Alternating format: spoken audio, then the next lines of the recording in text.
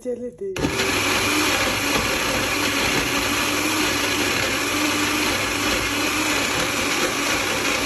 ماما چی شده اینقدر گوشی؟ ای خدا. بیا آمدش، بیا آمدش. من یه دستی که نمیتونم کار کنم. یه داره دوربین رو شما باشه مهندس.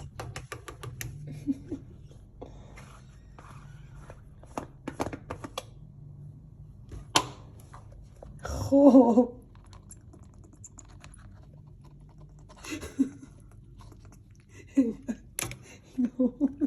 الان پرات کثیف میشه. دلبر خب